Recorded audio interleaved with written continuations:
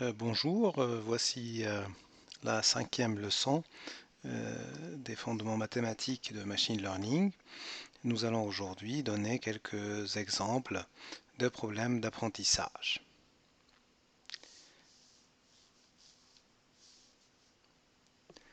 Jusqu'à maintenant, nous avons considéré des problèmes où l'algorithme d'apprentissage dispose d'une certaine séquence sur laquelle il va apprendre. Ceci est appelé apprentissage supervisé par référence à l'existence d'une sorte de superviseur ou d'un professeur qui fournit cette séquence d'apprentissage. Dans certains problèmes, nous souhaitons simplement savoir si un ensemble de points ou de données a certaines propriétés, peut être par exemple réparties en sous-ensembles qui ont une certaine similitude, sans avoir au préalable une séquence d'apprentissage. Dans ce cas, nous disons que c'est de l'apprentissage non supervisé. Voilà, à nouveau, cette leçon repose sur la référence 1, qui est un livre coécrit que je coécris avec Bartholomié Blachigine et auquel on vous réfère pour tous les détails des preuves et des références. Le plan de cette leçon sera d'abord de donner des exemples de problèmes d'apprentissage supervisé. On va voir ensemble la classification binaire associée aux plus proches voisins. Nous allons ensuite voir un exemple de classification binaire avec les demi-espaces. Et aussi, à la fin de cette première partie, nous allons voir le problème d'interpolation linéaire multidimensionnelle et le problème d'interpolation polynomiale. Dans la deuxième partie, nous allons voir un exemple de problème d'apprentissage non supervisé qui est appelé clustering. Alors la classification binaire avec le plus proche voisin peut être formalisée de la manière suivante. On suppose un cadre d'apprentissage bruité avec un espace d'entrée X qui est muni d'une métrique que nous notons ρ et nous considérons un espace de sortie qui est l'ensemble 0,1. Considérons une séquence d'apprentissage, hein, x, y, i, pour i allant de 1 jusqu'à n. Pour tout élément x dans l'espace d'entrée, nous allons classer sa distance par rapport aux différents points d'entrée de notre séquence dans l'ordre croissant. Donc nous considérons pi 1 de x, pi n de x qui vérifie cette série d'inégalités. Ça veut dire que x indice pi 1 de x, c'est le point le plus proche de x, et x indice pi n de x, c'est le point le plus éloigné de x parmi x1, xn.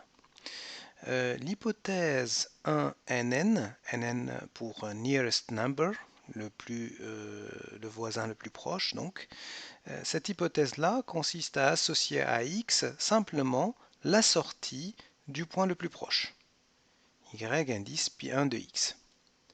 Plus généralement, si on se donne un entier k, l'hypothèse knn va considérer les sorties associées au k voisin le plus proche et elle va donner comme sortie, proposer comme sortie, la sortie majoritaire parmi cet ensemble-là. D'accord? Donc c'est des 0 et des 1 hein, ici dans cet ensemble. Si 0 est majoritaire, on va donner comme sortie associée à x 0. Si 1 est majoritaire, on donne 1. Ceci peut être formalisé sous la forme qui est donnée ici, h indice Sn de x, c'est-à-dire la sortie associée à x pour la séquence d'apprentissage Sn, va être l'indicatrice que cette somme-là dépasse 1,5. Alors cette hypothèse 1nn, on peut caractériser la vraie perte de cette hypothèse de la manière suivante.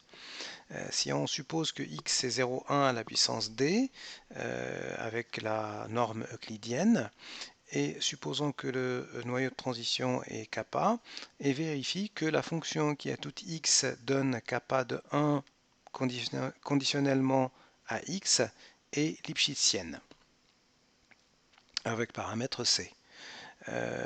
Alors, pour l'hypothèse associée à 1nn, nous avons que la vraie perte de cette hypothèse-là 1nn, sa moyenne par rapport à une séquence d'apprentissage IID, cette moyenne-là est bornée par 2 fois la perte de l'hypothèse bayésienne plus c fois la moyenne de la distance entre une variable aléatoire x qui est distribuée selon la distribution d'entrée Q et le point le plus proche à x. Donc ça vous donne une borne explicite de la vraie perte de l'hypothèse 1nn. On peut en déduire, à partir de celle-là, quelque chose d'encore plus explicite qui nous relie notamment la moyenne de cette perte-là par rapport au nombre d'exemples d'apprentissage n. Donc si vous voulez une contrainte, imposer une contrainte sur la moyenne de cette vraie perte, il suffit de prendre n suffisamment grand pour que cette quantité soit inférieure au seuil désiré. On peut également, en utilisant l'inégalité de Markov, avoir une borne sur la probabilité que la vraie perte dépasse un certain epsilon. Dans le cas KNN, ceci se généralise de la manière suivante. Donc si on suppose que HSN maintenant c'est l'hypothèse KNN, alors la moyenne de la vraie perte associée à l'hypothèse KNN est bornée par un certain facteur fois la vraie perte de l'hypothèse de Bayes. Rappelons-nous, l'hypothèse de Bayes, son erreur, c'est une valeur incompressible. On ne peut pas descendre au-dessous de cette perte associée à Bayes dans le cas d'apprentissage bruité. C'est un des résultats que nous avons énoncé lors de la première leçon. Plus une certaine quantité fois le nombre d'exemples d'apprentissage à une certaine puissance. Donc de la même manière que tout à l'heure, si je veux imposer un seuil sur la moyenne de ma vraie perte, il suffit que je prenne n suffisamment grand, tel que toute cette quantité-là ne dépasse pas le seuil désiré. Alors maintenant, on en arrive à la classification, le deuxième exemple de cette leçon, la classification binaire, cette fois-ci avec les demi-espaces. On va d'abord définir quelques éléments qui sont importants dans cet exemple. On va dire qu'une fonction qui est de la forme suivante, à tout x on associe le signe de w scalaire x plus b, une telle fonction-là s'appelle demi-espace affine. D'accord, où W et B sont donnés. On va noter H indice A l'ensemble des demi-espaces affines. De la même manière, on va dire qu'une fonction de la forme HW0, c'est-à-dire dans le cas où ce terme-là est nul, on va appeler ce type de fonction demi-espace linéaire. Et l'ensemble des demi-espaces linéaires, on va le noter H indice L. Alors ces classes-là, on connaît leur dimension VC, et rappelons-nous que la dimension VC est importante pour caractériser après l'apprenabilité de la classe de fonction et pouvoir donner des bornes sur le nombre d'exemples d'apprentissage pour atteindre une performance donnée. Donc, considérons, donc ça c'est l'affirmation qui est ici, considérons un cadre bruité et notant HL et HA la classe des demi-espaces linéaires et affines respectivement. Alors, la dimension VC de la classe de demi-espace linéaire est égale à P, et la dimension VC de la classe des demi-espaces affines, c'est P plus 1. Donc, quelque chose de très explicite. Et voilà, maintenant, on va pouvoir caractériser un peu plus l'algorithme Empirical Loss Minimization par une optimisation linéaire. Donc considérons un cadre basique cette fois-ci d'apprentissage avec comme espace de sortie -1, 1.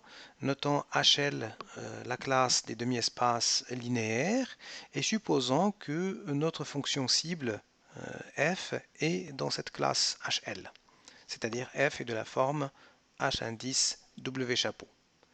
Donc ça voudrait dire qu'il existe finalement un hyperplan linéaire qui sépare nos points en ceux qui ont un label 1 de ceux qui ont un label -1. D'accord. Alors supposons également que notre séquence d'apprentissage est telle que W chapeau XI est différente de 0. C'est une hypothèse technique.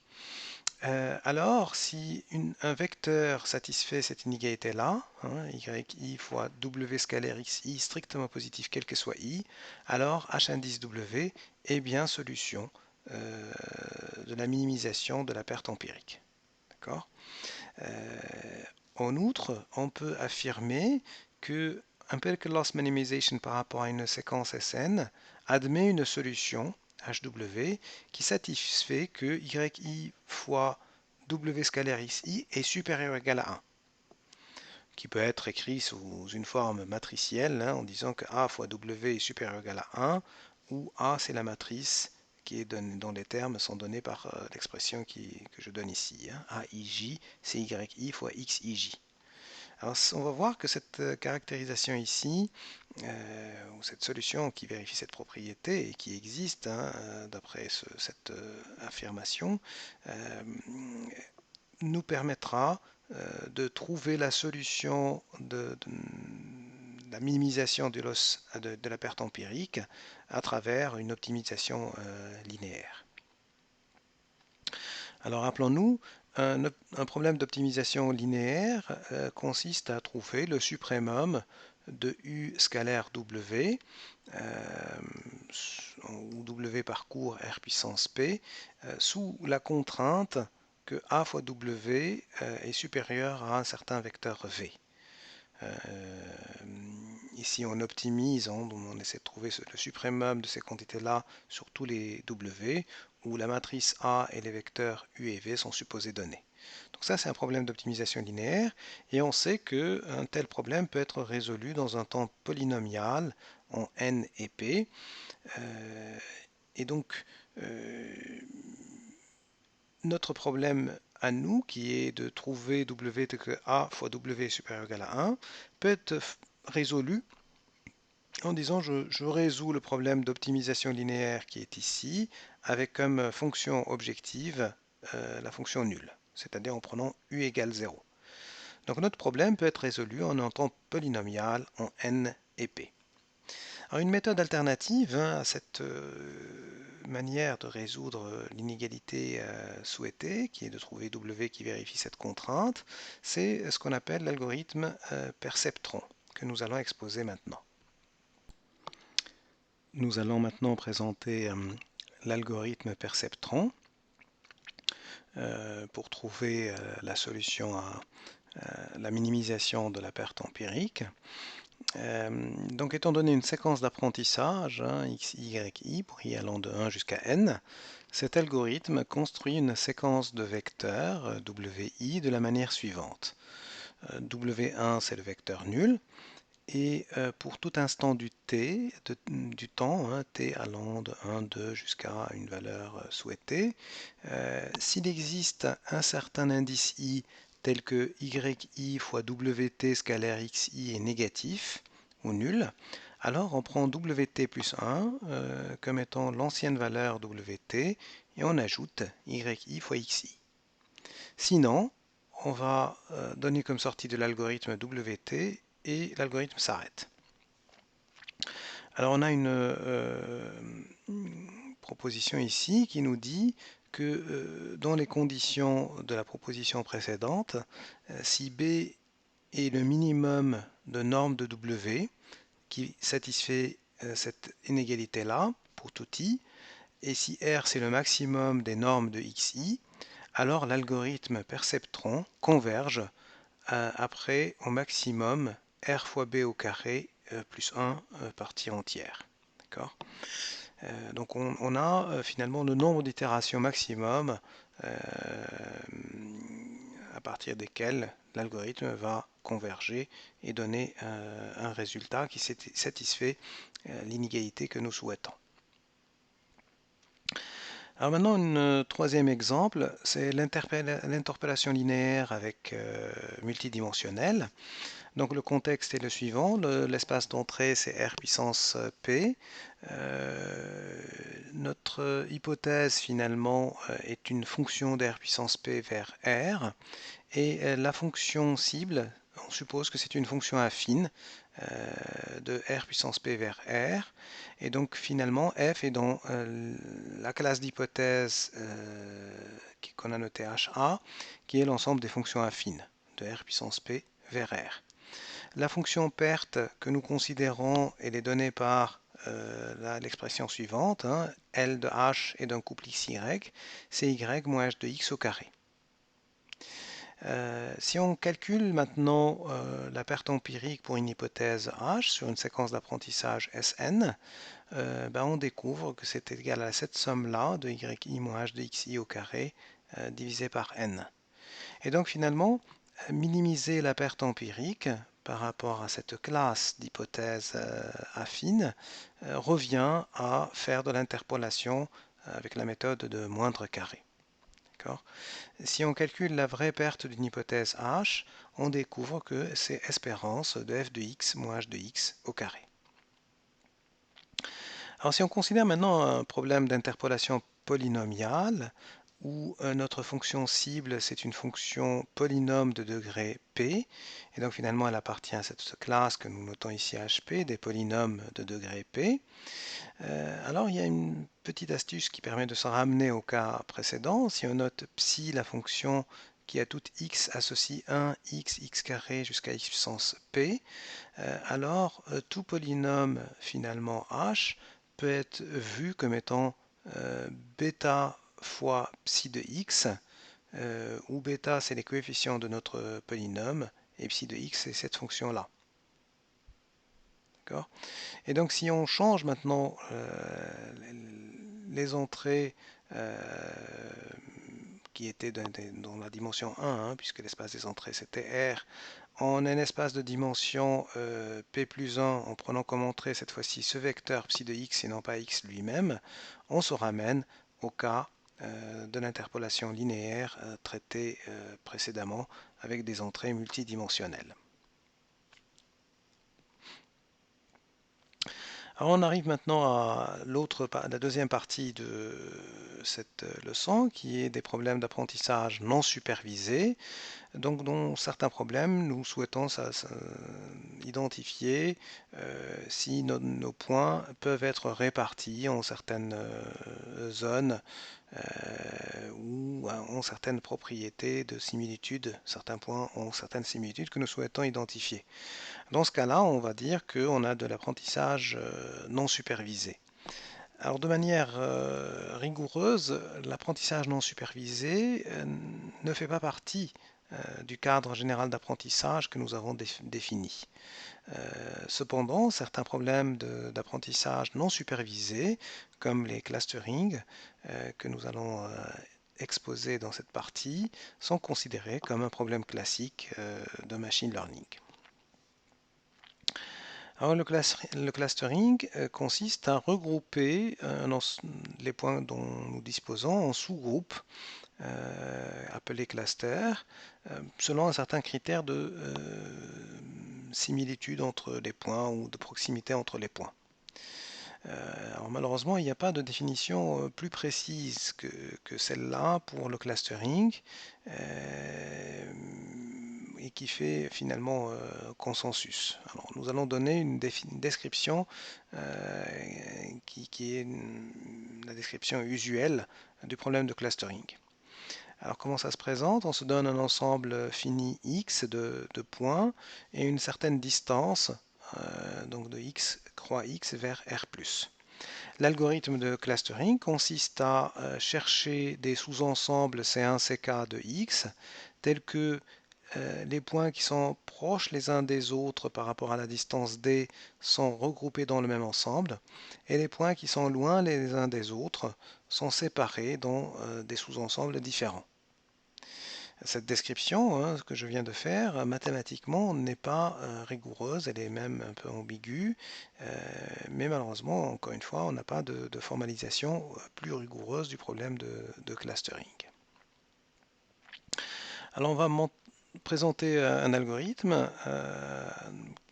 qui est appelé linkage-based clustering. Alors, cet algorithme construit des répartitions, des partitions de X récursivement de la manière suivante. Au début, cet algorithme considère la partition triviale où chaque point constitue un cluster à lui tout seul. Et ensuite, à chaque étape, l'algorithme va regrouper les paires de clusters qui sont proches à l'étape précédente.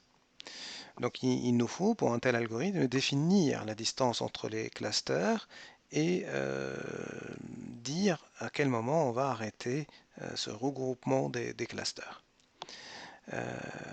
Pour ce qui est de la distance entre deux clusters A et B, les distances usuelles sont soit le minimum des distances des points qui sont dans A et B respectivement, soit la moyenne de cette distance, soit le maximum de cette distance.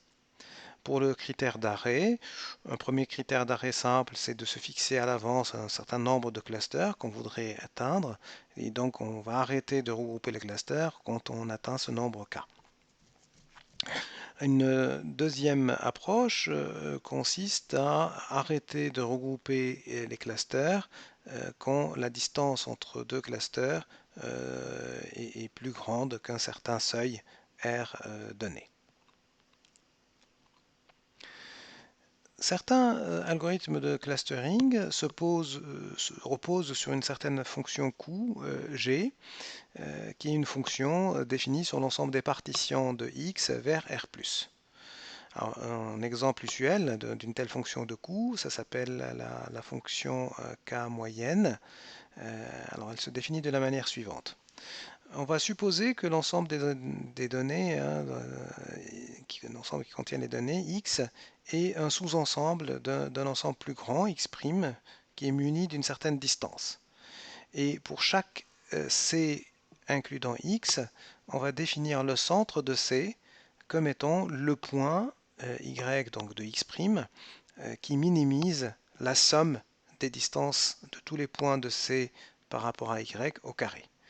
Donc on prend en quelque sorte un point qui sera considéré comme le centre de C, celui qui va minimiser cette somme-là. Alors la fonction coût K moyenne est définie comme étant la somme sur tous les clusters, après on somme sur tous les points du cluster, de la distance entre X et le centre du cluster, le tout au carré. Minimiser une telle quantité ici, malheureusement, est un problème souvent qui est NP difficile. Alors, alternativement, on a un algorithme approximatif suivant. Considérons le cas particulier où x est inclus dans R puissance n, et d c'est muni de la distance euclidienne. Alors l'algorithme K moyenne construit les clusters de la manière itérative suivante. Il génère d'abord K centres aléatoirement, mu1, 0, mu k 0, et ensuite pour tout t de 1, 2 jusqu'à une certaine étape, pour tous les points, tous les i dans un k, on va considérer le cluster indice i comme étant l'ensemble des points de notre ensemble de départ X, tel que I, c'est celui qui réalise le minimum de cette distance-là. Ça veut dire qu'on associe X au centre de l'étape précédente qui est le plus proche. D'accord ? Donc finalement, on construit un cluster autour de chaque centre de l'étape précédente comme étant tous les points de X qui sont les plus proches de ce centre-là. Et ensuite, une fois on a fait ça, on définit à nouveau le centre à l'étape T, hein, mu IT, comme étant le barycentre en quelque sorte des points X qui sont dans notre cluster CIT. Et alors on a un lemme intéressant qui montre que cet algorithme fait le travail qu'on attend de lui. En fait, on montre que cet algorithme, à chaque étape, il va bien diminuer la fonction objectif G que nous souhaitions minimiser. Voilà, cela conclut les exemples qu'on voulait montrer dans cette leçon. Voilà les références de cette leçon. Je souhaite que vous avez pu apprécier les exemples que nous avons montrés, que ça a été clair pour vous. Et je vous dis à la prochaine leçon. Au revoir.